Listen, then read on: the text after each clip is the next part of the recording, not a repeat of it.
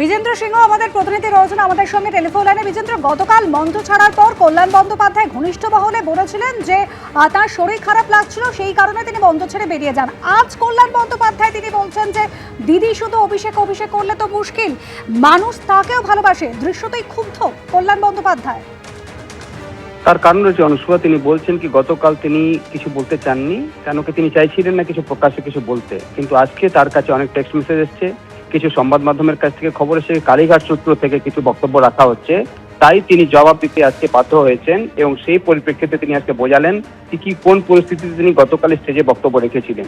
প্রথমে তিনি কুণাল ঘোষকে জিজ্ঞেস করেন কারা কারা বক্তার লিস্টে রয়েছে, সে তালিকা কুণাল ঘোষ তাকে দেখান, সেখানে মহুয়া মৈত্রর নাম ছিল না। তিনি বলেন কি মহুয়া মৈত্রকে বলতে দিতে হবে, এবং পরে মহুয়া মৈত্র বলার সুযোগ পান।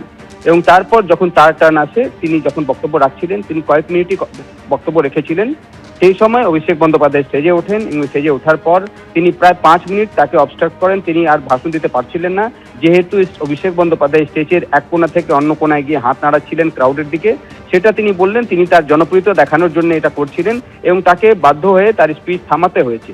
এটা তিনি বলছেন কি তাকেও মানতে হবে কি তিনি তাকে বাদ দিয়ে অন্য লোক জনপ্রিয় হতে পারে, সেটাতে হয়তো তার হিংসাও হতে পারে, এইটাও কথা বলছেন কল্যাণ বন্দ্যোপাধ্যায়। যখন তার স্পিচ শেষ হয় তখন মমতা বন্দ্যোপাধ্যায় তাকে বলেন কি 1 ঘন্টা করে ভাষণ দেওয়া হচ্ছে, সেটাও তিনি বলেন কি তিনি তো 1 ঘন্টা ভাষণ দেননি, তিনি খুবই কম ছোট সময় ভাষণ দিয়েছেন। যেহেতু দুটো অবস্ট্রাকশন হয়েছে, প্রথমে অভিষেক বন্দ্যোপাধ্যায় এসেছিলেন, তিনি প্রায় 5 মিনিট সেখানে হাত নাড়াচ্ছিলেন। পরে যখন মমতা দি আসেন, মমতা দিকে দেখেই এমনি যারা 21শে জুলাইয়ে যারা এসছেন তারা উৎসাহিত হচ্ছিলেন, সে সময় তিনি তার স্পিচ শেষ করতে পারেননি, সেই এটা হয়েছিল। যেভাবে মমতা দি গতকাল তাকে অপমানিত করেছেন, এটা কল্যাণ বন্দ্যোপাধ্যায় বলছেন, সেটাতে তিনি তার ইনসাল্ট হয়েছে তিনি বলছেন।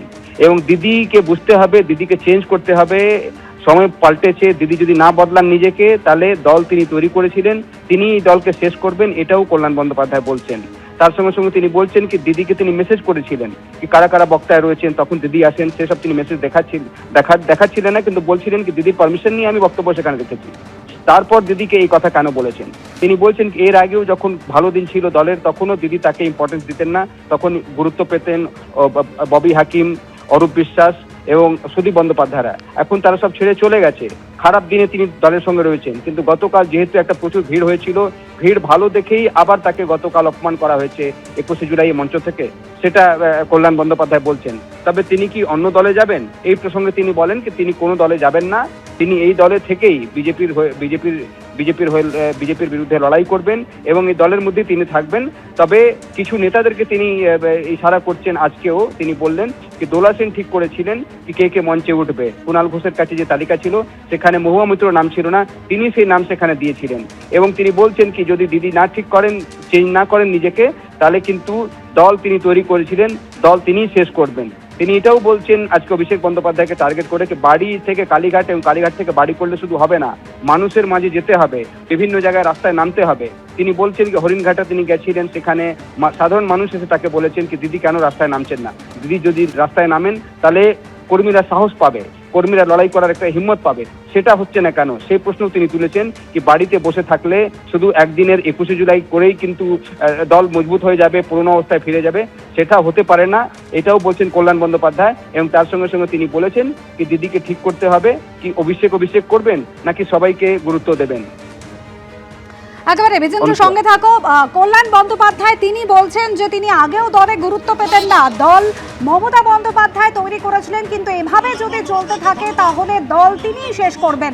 গতকাল 21শে জুলাইয়ের মঞ্চ ক্যাথেড্রাল রোডে কালীঘাট সরোবরে, এবং সেখানে বলতে ওঠেন কল্যাণ বন্দ্যোপাধ্যায়, কিছুক্ষণ বাদে তাকে থামিয়ে দেওয়া হয়, এরপর বাদানুবাদ একেবারে মঞ্চ ছেড়ে নেমে যান কল্যাণ। নেত্রী মমতা বন্দ্যোপাধ্যায় মঞ্চে এসেছেন, অভিষেক আছে বিড়লা প্ল্যানেটোরিয়ামের সামনে এই মহতী সভায়, তাদের অভিনন্দন জানাই।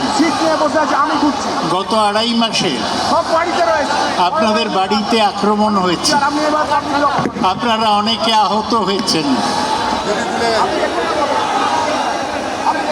নেত্রী মমতা বন্দ্যোপাধ্যায় মঞ্চে এসেছেন, অভিষেক আছে বিড়লা প্ল্যানেটোরিয়ামের সামনে এই মহতী সভায় তাদের অভিনন্দন জানাই। গত 2.5 মাসে আপনাদের বাড়িতে আক্রমণ হয়েছে, আপনারা অনেকে আহত হয়েছেন। এবিপি আনন্দ এগিয়ে থাকে, এগিয়ে রাখে।